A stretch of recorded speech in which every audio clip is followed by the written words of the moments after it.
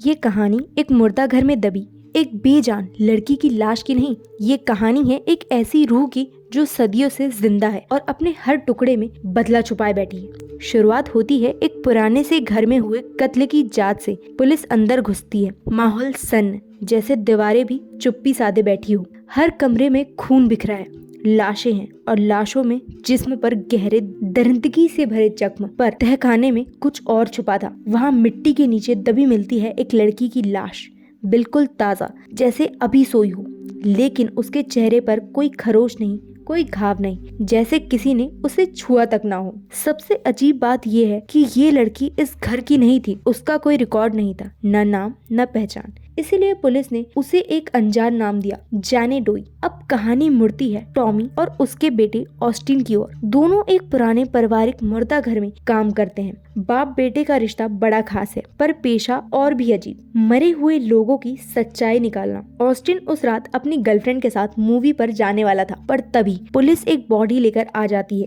वही जेने डोई। पुलिस कहती है रिपोर्ट सुबह तक चाहिए। ऑस्टिन अपने दिल को समझाता है और मूवी का प्लान कैंसिल कर देता है। पिता के साथ उस अनजान लड़की की बॉडी का पोस्टमार्टम शुरू होता है और यहीं शुरू होता है एक अजीब खेल। जेने डोई की टखनों की हड्डियां टूटी होती है, हाथों की कलाई टूट चुकी होती है और एक दाढ़ गायब, लेकिन बाहर से उसकी बॉडी बिल्कुल ठीक, चमकदार, साफ सुथरी। पिता टॉमी हैरान है, बाहर एकदम नॉर्मल और अंदर सब तबाह। वो कहता है ये कैसे मुमकिन है बेटा। जैसे जैसे चीरफाड़ आगे बढ़ती है, चीजें और डरावनी होती जाती है। फेफड़े अंदर से जले हुए, जैसे किसी ने अंगारे भर दिए हो। पेट के अंदर एक अजीब सा जहरीला पौधा मिलता है जो आमतौर पर पैरालिसिस के लिए जाना जाता है। तभी अचानक हॉल से अजीब सी आवाज आती है। टॉमी दौड़ता है और देखता है कि उनकी प्यारी बिल्ली मरी पड़ी है। वो बिल्ली उनकी मरी हुई बीवी की आखिरी निशानी थी। टॉमी की आंखें भीग जाती है, पर उन्हें समझ नहीं आता ये सब एक इत्तेफाक नहीं। ऑस्टिन कहता है पापा बस कीजिए, कल सुबह फिर शुरू करेंगे, पर टॉमी मानता नहीं है। उसका जुनून बढ़ता है, उसे ये जानना है कि आखिर ये लड़की है कौन। वो पोस्टमार्टम जारी रखता है और पेट से मिलता है वही गुम हुआ दाढ़, कपड़े में लिपटा हुआ। इतना ही नहीं, उस कपड़े में अजीब सा निशान बना है और वही निशान जेने डोई की चमड़ी में अंदर भी उभरा हुआ है। टॉमी जैसे ही उसका चमड़ा चीर कर अलग करता है तो वो चमड़ी के नीचे कुछ लिखी हुई भाषा देखता है, मानो किसी शैतानी तंत्र की मोहर हो। अचानक पूरी लाइट चली जाती है, चारों ओर अंधेरा, सन्नाटा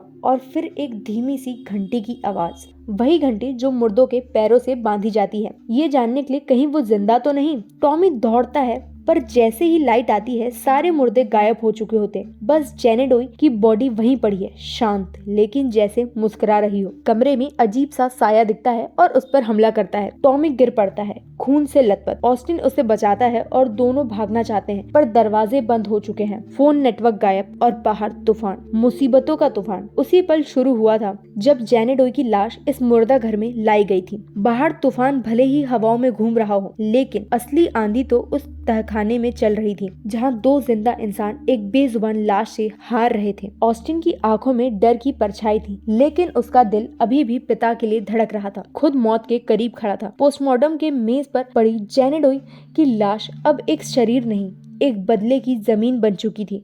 फिर टॉमी एक कदम उठाता है, वो जेने डोई के दिमाग को स्कैन करता है और जो देखा वो हिला देने वाला था। उसका दिमाग अब भी एक्टिव था, जैसे वो मरकर जिंदा थी। टॉमी की सांसें रुक सी जाती है।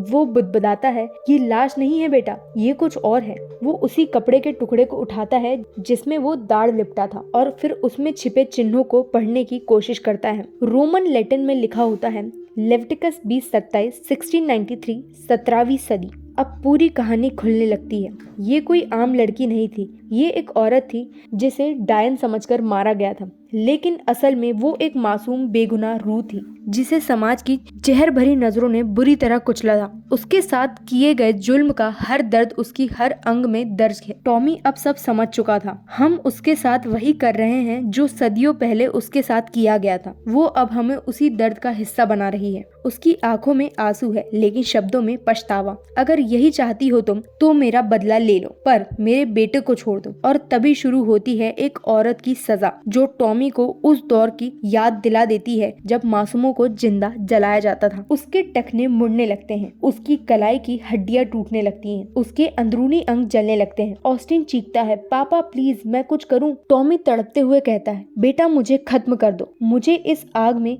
आजाद कर दो। ऑस्टिन रोता है, कांपते हाथों से चाकू उठाता है और अपने पिता के सीने में घुसा देता है। उस चीख में कोई दर्द नहीं था, सिर्फ शांति थी। टॉमी की लाश ढेर हो जाती है और जेनेडोई, उसका चेहरा एकदम शांत, जैसे किसी ने उसे सुकून दे दिया हो। उसकी आंखें अब आधी खुली थी, कोई डर नहीं, कोई गुस्सा नहीं, उसका बदला अधूरा नहीं रहा। टॉमी अब जा चुका था, उसका शरीर चुपचाप निर्वकार पड़ा था और उसका बेटा ऑस्टिन वो वहीं फर्श पर बैठा था, हाथों में अपने पिता का लहू, आंखों में पछतावे का समंदर और सामने एक लाश जो अब तक धड़कती महसूस हो रही थी। जेनेडोई अब भी वहीं थी, अपनी पोस्टमार्टम टेबल पर, उसी तरह शांत, ठंडी लेकिन डरावनी। ऑस्टिन के कानों में फिर से हल्की सी आवाज गूंजती है। वो हड़बड़ाकर उठता है, उस तहखाने से बाहर निकलने का रास्ता खोजने लगता है। कहीं कोई दरवाजा नहीं खुल रहा, चारों ओर अंधेरा और सन्नाटा। फिर वह ऊपर की ओर सीढ़ियां चढ़ता है, अटारी की ओर बढ़ता है, शायद बाहर का रास्ता हो। लेकिन जैसे ही वह अटारी में पहुंचता है, एक आवाज, बहुत हल्की लेकिन बहुत जान पहचान सी। वो मुड़ता है और उसके सामने टॉमी खड़ा होता है, वही टॉमी जिसके सीने में अभी थोड़ी देर पहले उसके बेटे ने खुद चाकू घोंपा था। लेकिन अब टॉमी जिंदा नहीं था। वो जो खड़ा था वो उसका शरीर नहीं, उसका भ्रम था, या शायद जेनेडोई का खेल। ऑस्टिन की चीख उसके गले में अटक जाती है। वो कांपते हुए पीछे हटता है और अंधेरे में उसका पैर फिसलता है। उसका शरीर हवा में लहरता है और नीचे पत्थरों पर गिरता है। धड़ाम, खून, हड्डियों का टूट और ऑस्टिन की सांसों का आखिरी कंपन। अब सब शांत था।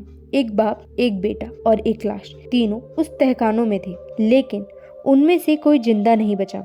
अगली सुबह धूप हल्की है, लेकिन उस मुर्दा घर के आसमान पर अभी भी बादल मंडरा रहे हैं। पुलिस अंदर आती है, उनके चेहरे पर हैरानी है। तीनों लाशें, टॉमी, ऑस्टिन और वह लड़की जो ऑस्टिन की गर्लफ्रेंड थी, और जेनेडोई, वो अभी भी उसी हालत में थी, वैसे ही चुप, वैसी ही ठंडी, वैसी ही बेजान। लेकिन अब एक रहस्य, कोई निशान नहीं, कोई घाव नहीं। ऐसा लग रहा था कि पोस्टमार्टम हुआ ही नहीं। पुलिस इंस्पेक्टर सिर हिलाता है और कहता है, इसे दूर शहर के मुर्दा घर में भेज दो, शायद वहाँ से कुछ जवाब मिले। एम्बुलेंस जेनेडोई को लेकर निकलती है, सायरन की आवाज गूंजती है, गाड़ी धीरे धीरे उस शहर से दूर जा रही है और कैमरा नीचे आता है जेनेडोई के पैरों पर। और तभी उसकी एक उंगली हल्की सी हिलती है, ना कोई एक्सप्रेशन, ना कोई शोर, बस एक हरकत जो कहती है, खत्म कुछ नहीं हुआ, द एंड।